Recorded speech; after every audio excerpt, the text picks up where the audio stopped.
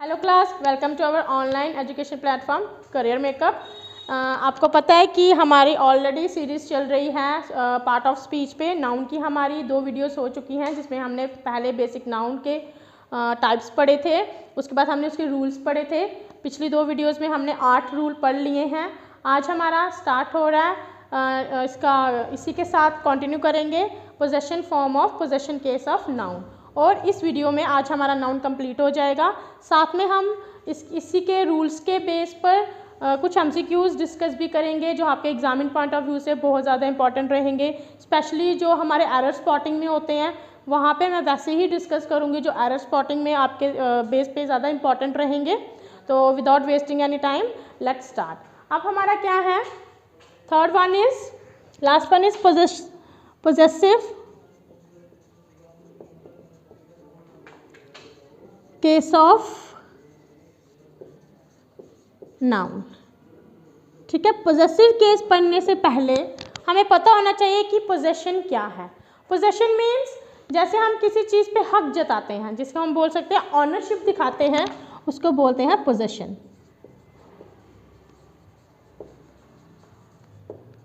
ठीक है, किसी भी चीज़ पर जब हम हक जताते हैं, और वो हमेशा लिविंग थिंग्स होती हैं जो हक जताती हैं, ये मैं आपको डिटेल में बताऊंगी कैसे। ठीक है, तो जो भी हमारी लिविंग थिंग्स होंगी, जैसे मैंने यहाँ पे लिखा अमन, यहाँ पे मैंने लिखा बुक। ठीक है, तो अमन क्या है हमारा प्रॉपर नाउन,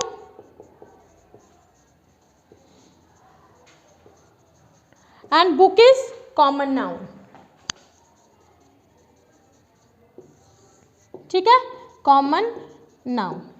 अब अमन ने अपना हक जताना है बुक पर, तो बुक पर वो हक कैसे जताएगा? वो ऐसा तो नहीं बोल सकता that I have a book या कुछ भी। जब हम इन सब चीज़ों को हटाना होता है तो वहाँ हमारा लगता है अपॉस्ट्रोफी। ठीक है, जब हमने किसी चीज़ को हक जताने पर लगाना होता है तो वहाँ हमारा यूज़ होता है अपॉस्ट्रोफी। मैं आपको इसका बता देती हूँ कैसे। ठीक है, जैसे मैंने लिखा अमन्स बुक। ठीक है, तो ये अब यहाँ पे हक हो गया कि ये अमन की बुक है। ठीक है, अमन्स बुक, दिस इज हमारा प्रॉपर नाउन, दिस इज हमारा कॉमन नाउन। ठीक है, जब हमने इसमें अपॉस्ट्रोफी यूज कर लिया तो ये हमारा बन जाएगा इस पे ownership, that is a possession form of noun.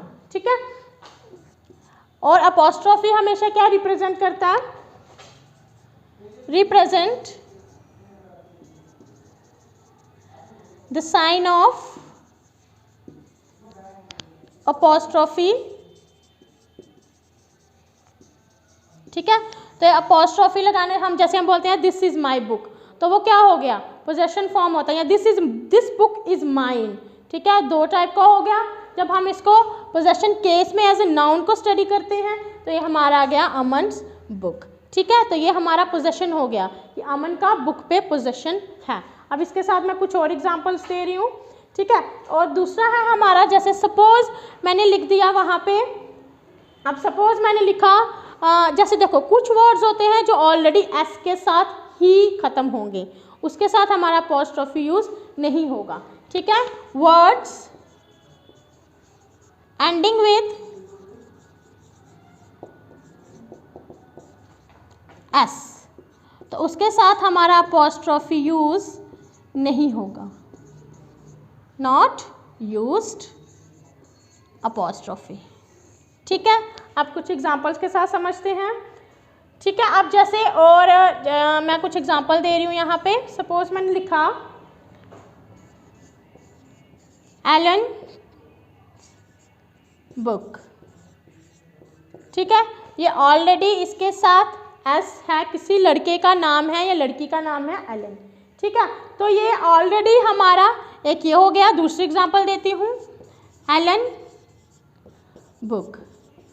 ठीक है, ये मैंने दे दिया आपको, ये किसी लड़की का नाम है एलेंस। ठीक है, लड़की का नाम ही एलेंस है, तो ये एस से ख़त्म हुआ, तो ये हमारा सेंटेंस रॉन्ग रहेगा, क्योंकि ये एस से ख़त्म हो रहा है तो हमारा अपॉस्ट्रोफी यहाँ पे नहीं आएगा। सपोज आपको इसके साथ एलेंस बुक लिखना है तो यहाँ पे भी एस हमारा नहीं आएगा, ये हमारा रॉन्ग रहेगा। दूसरा एलेंस बुक, ऑलरेडी ये एस लगा हुआ है तो हमारा यहाँ पे अपॉस्ट्रोफी आएगा।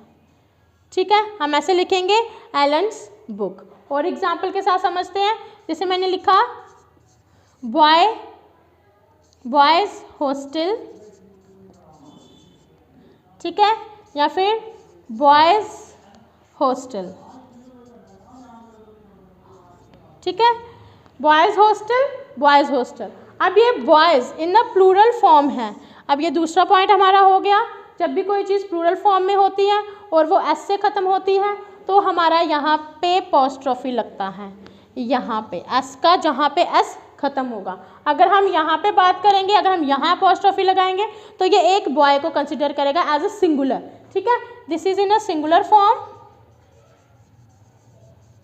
And this is in a plural form. ठीक है, अब हम यहाँ पे सारे बॉयज़ को कंसिडर कर रहे हैं, सारे के सारे बॉयज़ हैं और ये एंड हमारा कर रहा है एस के साथ, और जो चीज़ एस के साथ एंड करेगी उसका अपॉस्ट्रोफी एस के बाद आएगा, और जो सिंगुलर फॉर्म में अगर होगा, जो चीज़ एस से स्टार्ट ख़त्म होगी वो हमारा यहाँ पे एस से पहले हमारा अपॉस्ट्रोफी आएगा। That is a rule. चलिए अब हम नेक्स्ट रूल कंटिन्यू करते हैं। चलिए रूल नंबर हमारा, इसके बाद हमारा पोजेशन केस का रूल नंबर 2 होगा। जैसे मैंने आपको बताया था, पोजेशन केस में क्या होगा, जब हम किसी चीज़ पे हक जता रहे हैं, कोई लिविंग बीइंग हक जता रहा है नॉन लिविंग बीइंग पे, ठीक है, बट अब वही हक नॉन लिविंग बीइंग्स तो लिविंग पे हक जता नहीं सकते। जैसे अब मैं बोलूँगी ये टेबल मेरा है, ठीक है, दैट इज़ नॉन लिविंग। अब टेबल तो नहीं बोल सकता है कि ये इंसान मेरा है या ये चीज़ मेरी है, ठीक है। तो जहाँ पे भी हमारा नॉन लिविंग थिंग होगा वहाँ पे हमारा अपॉस्ट्रोफी यूज़ नहीं होगा, ठीक है। जैसे कि मैं लिखूँ, सपोज मैंने लिख दिया, जैसे मैंने अभी थोड़ी देर पहले एग्जांपल दी थी, अमन्स बुक, अमन्स बुक, ठीक है। ये अमन तो हो गया हमारा लिविंग बीइंग और इसका हक हो गया बुक पर। हम ये चीज़ कभी भी नहीं लिखते हैं कि बुक्स अमन, ठीक है। नॉन लिविंग थिंग्स के साथ अपॉस्ट्रोफी यूज़ कभी भी नहीं होगा, ठीक है। ये सिर्फ यूज़ होगा लिविंग थिंग्स के साथ और जब वो किसी हक को जता रहे होंगे, और नॉन लिविंग्स के साथ नहीं होगा, ठीक है। सेकंड वन इज, अब सेकंड हमारा क्या था, ठीक है। अभी सेकंड हमारा हो गया, जैसे मैं आपको एक और एग्जांपल देती हूँ, cars, worksheet,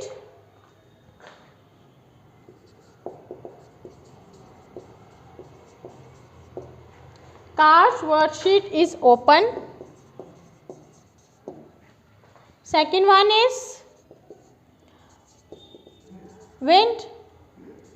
windshield of car is open। अब आप बताइए इन दोनों में कौन सा सेंटेंस सही होगा। आई होप आप गेस कर रहे होंगे कि फर्स्ट वाला सेंटेंस सही है, सेकंड वाला सेंटेंस गलत है। तो जी नहीं, ये हमारे दोनों के दोनों सेंटेंसेस सही है। जहाँ पे हमने कार का यूज़ किया है तो विंडशीट उसकी ओपन नहीं है, तो कार्स विंडशिप, ठीक है, कार की विंडशिप है जो ओपन है। बट अब हमने नॉन लिविंग थिंग्स को जब पहले लिख दिया तो उसके साथ हमारा हमेशा क्या यूज़ होगा, ऑफ, ठीक है। जब हम किसी नॉन लिविंग थिंग्स का पोजेशन बताते हैं तो वहाँ पे, जब हम नॉन लिविंग थिंग्स का पोजेशन बताते हैं तो वहाँ पे हमारा ऑफ यूज़ होगा, हमेशा अपॉस्ट्रोफी यूज़ नहीं होगा। अब कुछ नॉन लिविंग थिंग्स ऐसी हैं जिसमें हमारा अपॉस्ट्रोफी यूज़ होगा।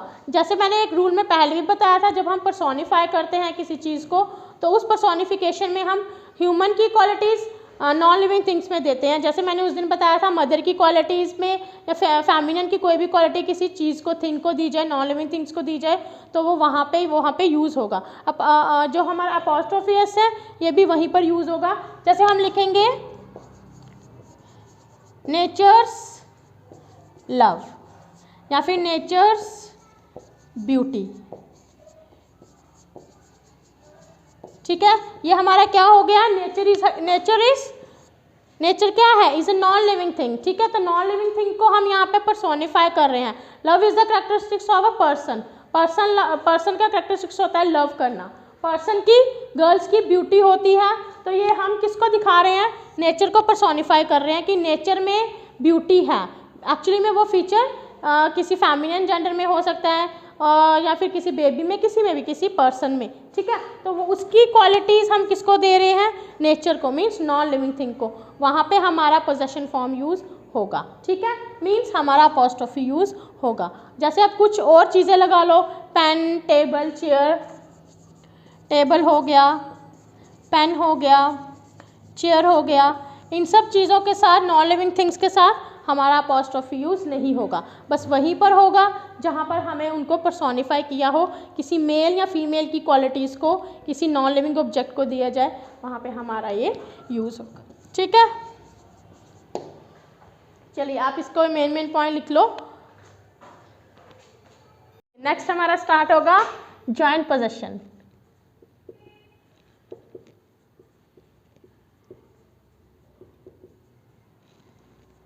अच्छा, जॉइंट पोजेशन क्या होता है, जब एक चीज़ पे दो बंदों का हक होता है, दो बंदों उस चीज़ पे, एक ही चीज़ पे जब दो लोग हक जताते हैं, वो होता है जॉइंट पोजेशन। जैसे मैं बोलूँ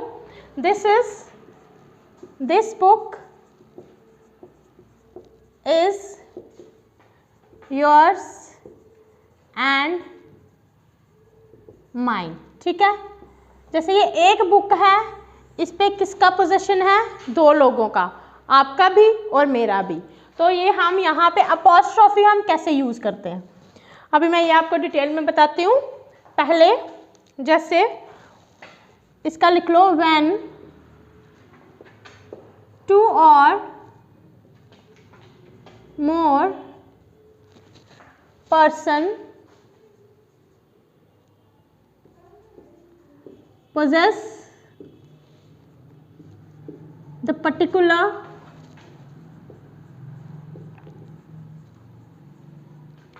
noun, ठीक है। अब ये एक ही बुक है, दैट इज पर्टिकुलर नाउन, इस पे दो लोगों का ऑनरशिप है, जैसे कि योर्स का और मेरा, आपका भी और मेरा भी।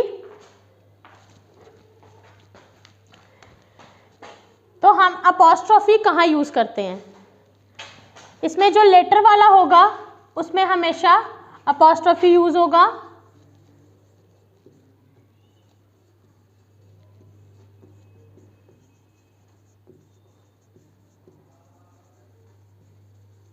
लेटर वाले के साथ अपॉस्ट्रोफी यूज़ होगा। जैसे मैं लिखूं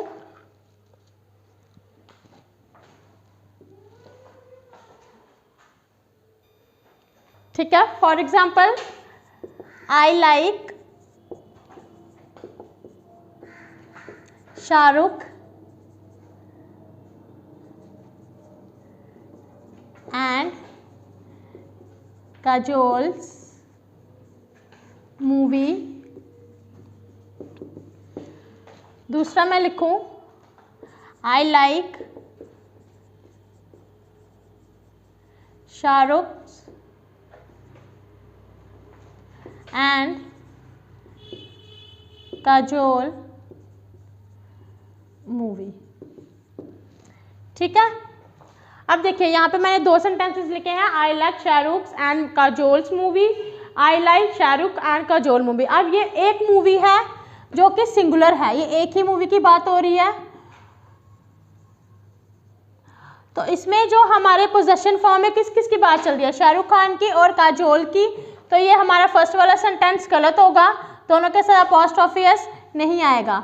सेकंड वाला आई like Shahrukh and Kajol movie, तो इसमें जो लेटर वाला है इसमें हमारा अपॉस्ट्रोफी आएगा, मतलब एक पर्टिकुलर नाउन पे, पर्टिकुलर मूवी पे, एक पर्टिकुलर मूवी की जिसमें ये दोनों रोल कर रहे हैं, हम उसका रोल यहाँ पे बता रहे हैं, ठीक है। सेकंड वन, नेक्स्ट है हमारा सेपरेट पोजेशन।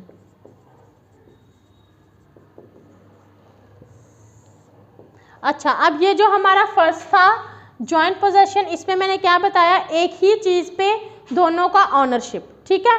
अब सेपरेट पोजेशन में क्या होगा, दो अलग अलग चीज़ों पे दो अलग अलग पर्सन का ऑनरशिप। जैसे व्हेन टू और more noun possess different noun.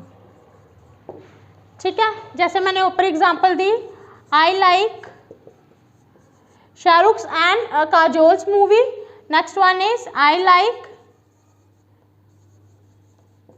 Shahrukh and Kajol's movies. ठीक है, यहाँ पे जो हमारा नाउन है वो प्लूरल रहेगा,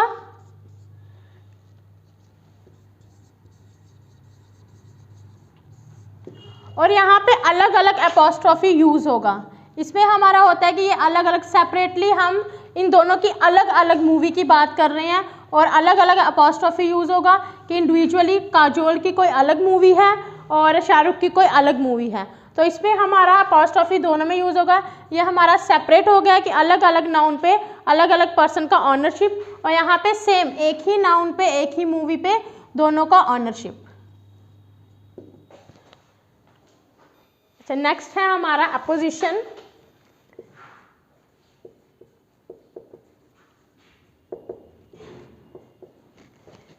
इसमें क्या है, जब एक ही सेंटेंस में एक नाउन को दो बारी उसके रिपीट हो, या एक ही नाउन को दो बारी बताया हो, आइडेंटिफाई किया हो, तो वहाँ पे हमारा अपोस्ट्रोफी एस फिर से लेटर वाले में ही लगेगा। ठीक है, जैसे मैं एग्जांपल दूं,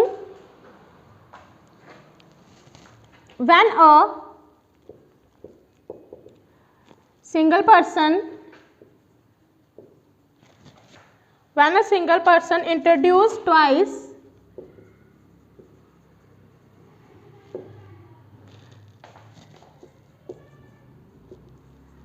in a sentence।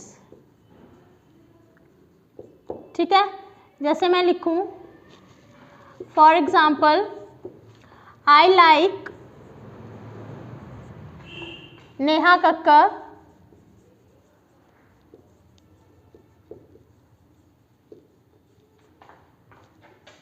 द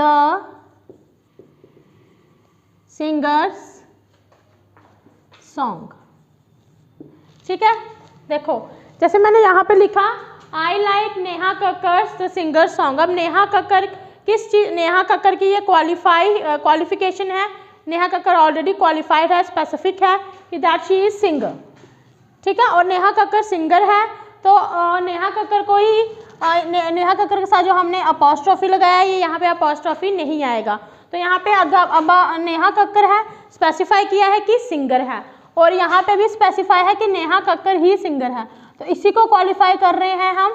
तो जिसको जो हमारा लेटर वाला वो होगा नाउन, उसके साथ हमारा अपोस्ट्रोफी यूज होगा, but Neha Kakkar he singer है, इसी को स्पेसिफाई कर रहे हैं, तो नेहा कक्कर के साथ हमारा अपोस्ट्रोफी एस नहीं आएगा। ठीक है, यहाँ पे भी जो लेटर वाला होता है उसी के साथ अपोस्ट्रोफी यूज होगा। ठीक है, ठीक है, इसी के साथ हमारा अपोस्ट्रोफी यूज होगा। ठीक है, अभी इसमें क्या था, पर्सन को ही स्पेसिफाई किया, पर्सन को ही स्पेशली बताया दैट ही या शी इज सिंगर, तो फर्स्ट वाले में होगा नहीं होगा और सेकंड वाले में होगा।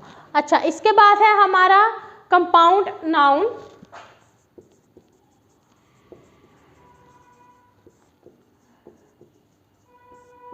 कंपाउंड नाउन में क्या है, ये मैं ऑलरेडी आपको बता चुकी हूँ, जब एक सेंटेंस में दो या दो से ज़्यादा मिलके कोई वर्ड बनता है, तो उस वर्ड्स को हम बोलते हैं कंपाउंड नाउन। जैसे मैंने उस दिन आपको एग्जांपल दी थी 5 स्टार।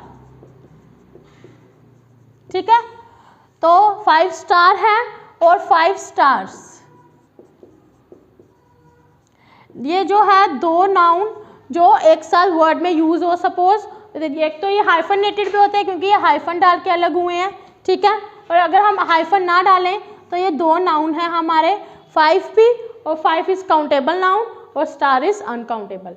ठीक है, तो ये हमारे हो गए स्टार या फिर स्टार। अब इसमें सपोज मैंने आपको उस दिन भी बताया था कि ये है हमारा एस, यहाँ पे एस होगा, तो ये गलत हो जाएगा क्योंकि ये प्लूरल फॉर्म में होगा, तो हमें इसको ऑलवेज सिंगुलर फॉर्म में यूज़ करना है। ठीक है, तो दो या दो से ज़्यादा नाउन जो किसी ना किसी वर्ड को मिला के बनते हैं वो होते हैं हमारे सिंगुलर, और वो होते हैं कंपाउंड नाउन। ठीक है, इसकी एग्जांपल जैसे मैं आपको दूं,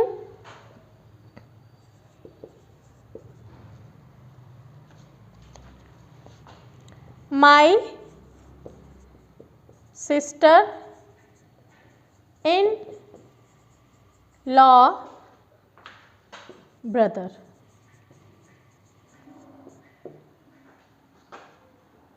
ठीक है, अब यहाँ पे हमारे कंपाउंड नाउन यूज हुए हैं, फर्स्ट तो सिस्टर, दूसरा इन लॉ।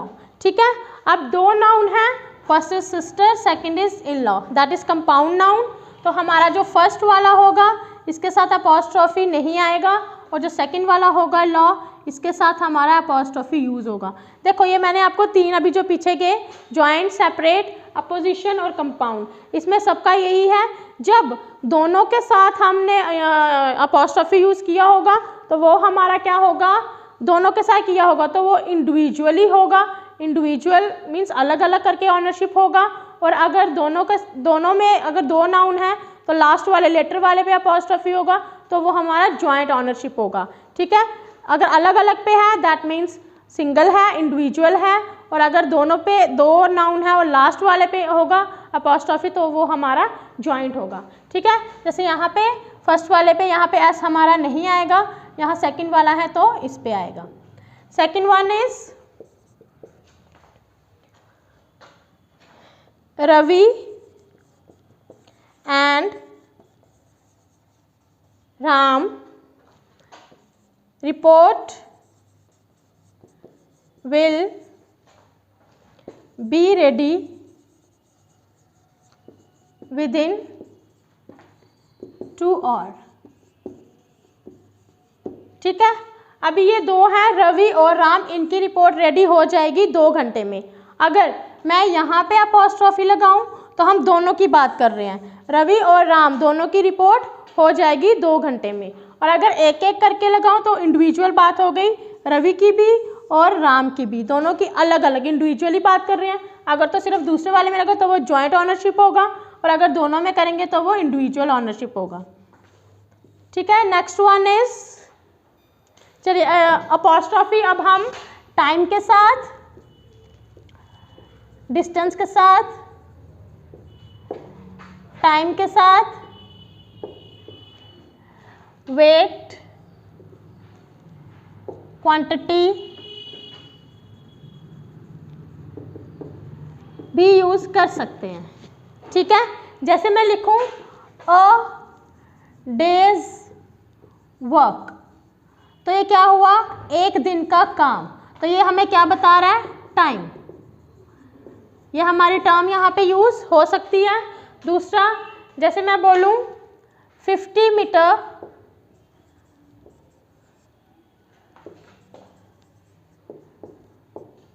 Of distance. ठीक है, तो ये हमारा क्या बता रहा है, डिस्टेंस। इसके साथ हम अपॉस्ट्रोफी यूज कर सकते हैं।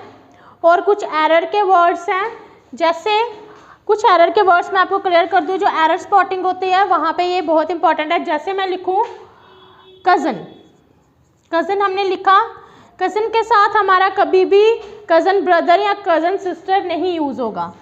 यह ज़्यादातर हमारे स्पॉटिंग होते हैं जो एरर, वहाँ पे ये चीज़ को किया जाता है। ठीक है, कज़न के साथ कभी भी कज़न ब्रदर या कज़न सिस्टर नहीं यूज़ करते हैं, कज़न का सिर्फ हमारा कज़न ही रहता है। सेकेंड वन, सपोज आपको कोई बैड ड्रीम आया। ठीक है, बैड ड्रीम क्या, अगर हम कभी एरर स्पॉटिंग में हमारा बैड ड्रीम आया तो हम इसके लिए क्या यूज़ करेंगे, नाइटमेयर। ये ऑलरेडी इसकी टर्म है, इसका मतलब है बैड ड्रीम्स। और जैसे कुछ वर्ड, जैसे मैंने लिखा ब्लंडर, तो ब्लंडर का मतलब है बड़ी गलती, तो इसके साथ कभी भी हम बिग या स्मॉल यूज़ नहीं करेंगे, क्योंकि ब्लंडर का मतलब ही होता है बड़ी गलती। तो स्मॉल क्या हो गई, मिस्टेक, और बड़ी गलती ये हम कभी भी स्मॉल या बिग ब्लंडर के साथ यूज़ नहीं करेंगे। ठीक है, ये कुछ इंपॉर्टेंट टर्म्स हैं नाउन को लेके, आपके एरर स्पॉटिंग को लेके। इसी के साथ हमारा नाउन और नाउन के रूल ख़त्म हो गए। नेक्स्ट हम वीडियो लेके आएंगे MCQs की, जो आपके कोई किसी भी एग्ज़ाम के लिए बहुत इंपॉर्टेंट रहेंगे। स्पेशली एरर स्पॉटिंग की वीडियो होगी, वो वो आप मेरी वीडियो नेक्स्ट इसके साथ जुड़े रहिए और इसका पूरा कंसेप्ट जानने के लिए पिछली 2 वीडियोज़ हैं उसको भी देख लीजिए। हम नेक्स्ट वीडियो के साथ यहाँ पे फिर से हाजिर।